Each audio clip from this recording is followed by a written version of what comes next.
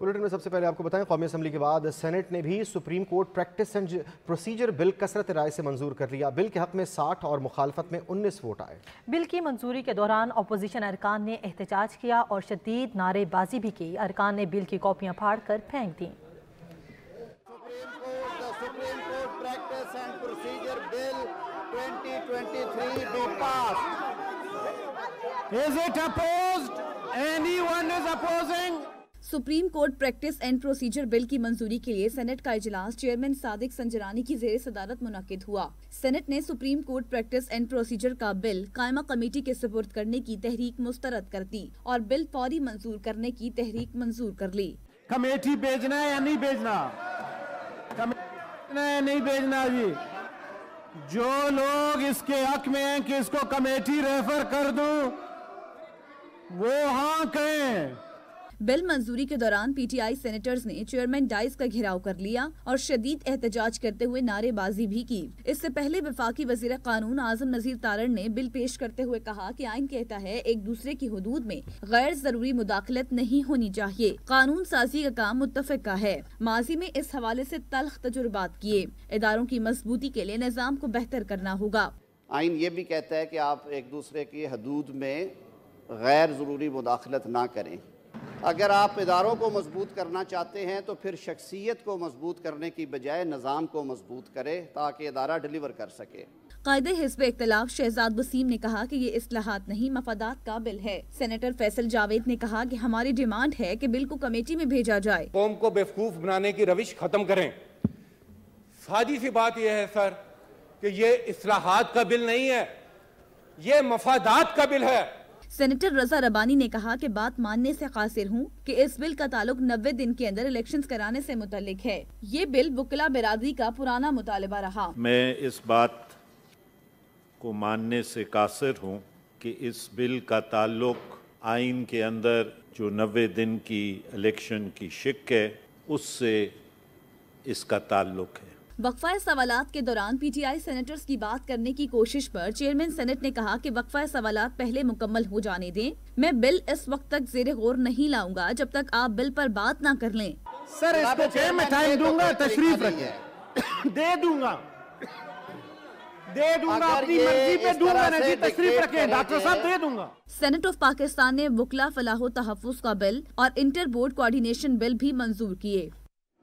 Senator Farooq H Naik ने supreme court practice and procedure bill की parliament के दोनों ऐवानों से मंजूरी को खुशाइन करार दिया है। सुप्रीम कोर्ट के बाहर मीडिया से गुफ्तगू करते हुए उनका कहना था कि इस बिल की बदौलत सुप्रीम कोर्ट के दायरा अख्तियार को बढ़ा दिया गया है। पहले हुक्म इम्तनाई के लिए दरख्वास्त पर तारीख नहीं दी जाती थी, जबकि अब अर्जेंट केसेस 14 दिन के अंदर अंदर काबिल समात होंगे। आप खाली बिल में आर्टिकल 184(3) की बात कर रहे हैं। इसके अलावा आप देखिए कितनी सहूलतें हुई आएंगी इस बिल की वजह से। नंबर 1, इसके अंदर सुप्रीम कोर्ट की जो पावर्स हैं उनकी जो जुरिडिक्शन है वो इनलार्ज कर दी गई है, जो कि सुप्रीम कोर्ट के फ़ायदे में है। नंबर 1। नंबर 2, हम अर्जेंट एप्लीकेशन फाइल करते थे स्टे के लिए या किसी चीज़ के लिए, उसकी कोई तारीख नहीं लगती थी, बार बार दरख्वास्त दी जाती थी मगर कोई तारीख नहीं लगती थी। अब इस बिल के नीचे अब ये एक्ट बन जाएगा, 14 दिन के अंदर अंदर अर्जेंट केसेस को कोर्ट में फिक्स करना होगा। ये मैं समझता हूँ साइल के लिए और वकला के लिए एक बहुत बड़ा क्या कहते हैं उनको फ़ायदा होगा। और वज़ीर आज़म मोहम्मद शहबाज शरीफ से सरबराह जमीयत उलमा इस्लाम मौलाना फजल रहमान ने मुलाकात की। मौलाना फजल रहमान ने मोहम्मद शहबाज शरीफ को कौमी असम्बली और सेनेट से supreme court practice and procedure bill की मंजूरी पर मुबारकबाद पेश की। सरबराह जमीयत उलमा इस्लाम ने वज़ीर आज़म को इत्तेहादियों की तरफ से मुकम्मल ताउन की यकीन दहानी कराई। मुलाकात में दोनों रहनुमाओं ने मौजूदा मुल्क की सियासी सूरत हाल पर भी तफसीली मुशावरत की।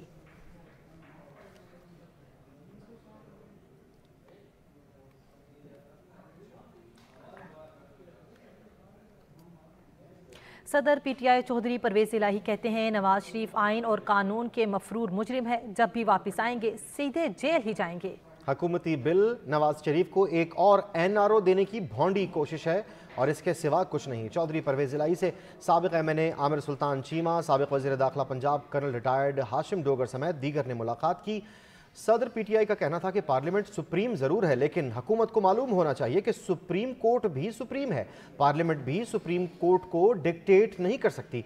शहबाज शरीफ समेत पूरी पीडीएम सुप्रीम कोर्ट को आइन की पासदारी से रोकना चाहती है।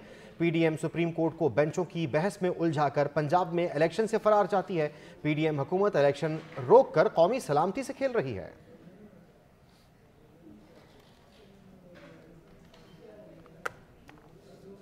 जहां पर वक्त हुआ एक ब्रेक का। साथ रहिए। Welcome back. पंजाब और खैबर पख्तूनख्वा में इंतखाबात का केस, सुप्रीम कोर्ट का 5 रुकनी लार्जर बेंच टूट गया। जस्टिस अमीनुद्दीन ने केस सुनने से माजरत कर दी। कहा, जस्टिस काजी फाइज ईसा के फैसले के तनाजुर में केस सुनने से माजरत करता हूँ। जस्टिस अमीनुद्दीन की माजरत के बाद बेंच तहलील हो गया। चीफ जस्टिस के चैम्बर में जजेस का गैर रस्मी इजलास जारी है। मजीद समाअत पर मुशावरत हुई। केस कल दोबारा समाअत के लिए मुकर्रर कर दिया गया है। जस्टिस अमीनुद्दीन के बगैर 11:30 बजे समाअत होगी।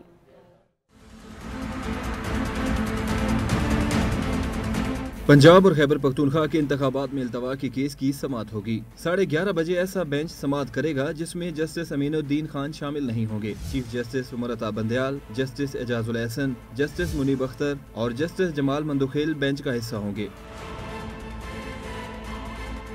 2 सूबों में इंतखाबात के हवाले से केस की समाअत सुप्रीम कोर्ट में जारी है और पूरी कौम की नजरें अदालत उज़्मा पर जमी हैं। ताहम वहाँ गैर यकीनी सूरत हाल देखी गई। बेंच आकर बैठा ही था कि चीफ जस्टिस ने बताया जस्टिस अमीनुद्दीन कुछ कहना चाहते हैं। 5 रुकनी लार्जर बेंच में शामिल जस्टिस अमीनुद्दीन खान ने बेंच से अलहदा होने की वजह बयान करते हुए कहा कि 1 रोज कबल सुप्रीम कोर्ट के फैसले के बाद अगर मौजूदा बेंच कार्रवाई चलाना चाह रहा है तो चलाए, वो केस सुनने से माजरत करते हैं।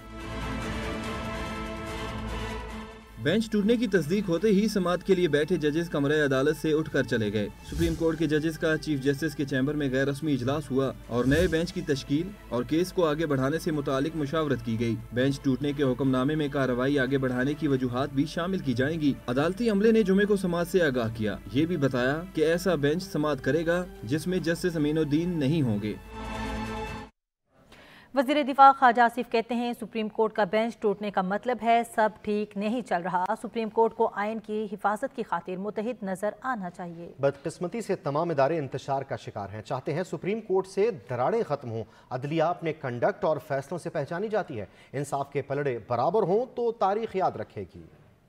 सुप्रीम कोर्ट जो है ये अदालत उज़्मा कहलाती है। ये इंसाफ का सबसे बड़ा अदारा है पाकिस्तान के अंदर। उनके तमाम जजेस पे ये जिम्मेदारी आयद होती है तो इस अदारे का जो वक़ार है, इस अदारे की जो इज़्ज़त है, उसको प्रोटेक्ट करें, उसकी हिफाजत करें, अपने कॉन्डक्ट के साथ भी और अपने फैसलों के साथ भी। जो नज़र आ रहा है उससे ये चीज़ साबित नहीं हो रही। ये बदकिस्मती है हमारे मुल्क की कि तमाम अदारे जो हैं वो इंतशार का इस वक्त शिकार हैं, फ्रैक्चर्ड हैं, उनमें रिफ्ट्स हैं। तो मैं समझता हूँ कि ये जिम्मेदारी जो है एक तारीख के ऐसे मोड़ के ऊपर अदालत उज़्मा इस वक्त खड़ी है जहाँ पे उनका जो रोल है वो तारीख साज होगा। पाकिस्तान तहरीक इंसाफ ने 90 दिनों में इंतखाबात नागुज़ीर करार दे दिए। चेयरमैन पीटीआई कहते हैं 5 रुकनी बेंच हो या फुल कोर्ट, हमें इससे कुछ फ़र्क नहीं पड़ता। हम सिर्फ ये जानना चाहते हैं कि इंतखाबात आइन में फराहम करदा मुद्दत 90 रोज़ के दौरान हो रहे हैं या नहीं। सुप्रीम कोर्ट के 5 रुकनी लार्जर बेंच टूटने पर रद्द-ए-अमल देते हुए इमरान खान ने कहा कि अपनी 2 असम्बलियां तहरील करने से कबल अपनी चोटी के आईनी माहिरीन से मुशावरत की थी। आईनी माहिरीन की राय यही थी कि इंतखाब के 90 रोज में इनेकाद के हवाले से मुतल्लिक आईनी शिक को फैलाना मुमकिन नहीं। उधर शाह महमूद कुरैशी ने कहा कि सारी कौम की नजरें इस वक्त सुप्रीम कोर्ट की तरफ लगी हुई हैं। हम उम्मीद लगाए बैठे हैं कि आइन की फतह हो गई। हुक्मरानों की तरजीहात भी आपके सामने। तवक्को सुप्रीम कोर्ट से है, तवक्को आला अदलिया से है कि इस भंवर से मुल्क को निकालेंगे और बज़रिया इंतखाबात हम दलदल से निकलेंगे। फवाद चौधरी बोले सुप्रीम कोर्ट को शिकस्त देने की कोशिश हो रही है। आइन 90 दिन बाद कोई हुकूमत कबूल नहीं करता। मुल्क को इस वक्त जुल्म और जबर के साथ चलाया जा रहा है। अगर आज सुप्रीम कोर्ट को जो शिकस्त देने की एक कोशिश हो रही है, इससे सुप्रीम कोर्ट को तो नुकसान होगा ही होगा। पाकिस्तान का आइन मुकम्मल तौर के ऊपर ख़त्म हो जाएगा, क्योंकि आइन तो 90 दिनों के बाद कोई हुकूमत तस्लीम नहीं करता और जो इस हुकूमत में होगा वो आर्टिकल 6 का मुर्तकिब होगा। और जिस तरीके से पाकिस्तान को इस वक्त चलाया जा रहा है जबर के साथ اور ظلم کے ساتھ، تیسرا تو کوئی راستہ نہیں ہے۔ تحریک انصاف کے سیکرٹری جنرل اسد عمر نے کہا کہ کئی بار کہتا رہا ہوں آئین خطرے میں ہے، آئین سب کے لیے مقدم ہے، تحریک انصاف آئین کے دفاع کے لیے کھڑی ہے۔ مہینے سے بار بار یہ بات دہراتا رہوں کہ پاکستان کا آئین خطرے میں ہے اور کسی کو شک نہیں ہونا چاہیے۔ آئین مقدم ہے سب کے لیے، تحریک انصاف ہر لحاظ سے آئین کے دفاع کے لیے آئین کے ساتھ کھڑی ہے، اور آئین کی جو عملداری کرانی ہے ملک کے اندر، اس کی ذمہ داری جو ہے وہ سپریم کورٹ کے ساتھ ہے۔ ان کا مزید کہنا تھا کہ ہم حکومت کے اس عمل کی سخت مذمت کرتے ہیں۔ ہمارے لیے سپریم کورٹ کے تمام ججز قابل احترام ہیں۔ سپریم کورٹ کے ججز پر دباؤ آئینی نظام اور قومی سلامتی پر حملہ ہے۔ چیف آرگنائزر مسلم لیگ نون مریم نواز کہتی ہیں پاکستان کی تاریخ کے پہلے سرٹیفائیڈ آئین چکن کے منہ سے آئین جیسی مقدس شہ کا نام لینا بھی گھنونا مذاق ہے۔ عمران خان کے بیان پر اپنے رد عمل میں ان کا کہنا تھا کہ ان کے نئے سہولت کاروں کی مدد سے تیار کی گئی سازش پکڑی گئی ہے۔ سینئر نائب صدر مسلم لیگ نون نے عمران خان کو مخاطب کرتے ہوئے کہا کہ ملک، ریاست اور ادارے اس جیسے دہشت گرد اور فتنے کے حکم پر نہیں چل سکتے، اس کو اب چپ کر کے بیٹھ جانا چاہیے۔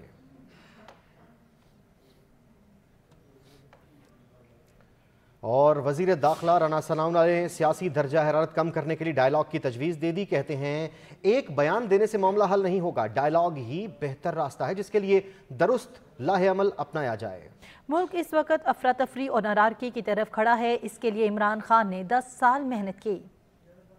یہ پورے 10 سال کی محنت ہے عمران خان نیازی کی، جو اس نے کی ہے اس ملک کو افراتفری کا شکار کرنے، اس ملک کو جو ہے وہ انارکی کا شکار کرنے کے لیے ہر دن اس نے محنت کی ہے، اور جب وہ گورنمنٹ میں رہا ہے تو اس ملک کی اکانومی کو کا بٹھانے کے لیے جو ہے اس نے ہر دن جو ہے وہ محنت کی ہے۔ تو یہ اتنی محنت کے ساتھ وہ جس مرحلے پہ یا جس نہج پہ اس ملک کی اکانومی کو اور اس ملک کو لے آیا ہے، اب اس میں یہ صرف 2 لائنیں لکھ کے دے دے وہ میں امن چاہتا ہوں اور میں جو ہے وہ معاملات کو حل کرنا چاہتا ہوں، اس طرح سے معاملے حل نہیں ہوں گے۔ اس کے لیے ایک گریٹر ڈائیلاگ کی ضرورت ہے جس میں اپوزیشن کی تمام جماعتیں بھی ہوں، جس میں حکومتی کولیشن کی تمام جماعتیں ہوں، جس میں اسٹیبلشمنٹ بھی ہو اور جس میں میں سمجھتا ہوں کہ جوڈیشری بھی ہو۔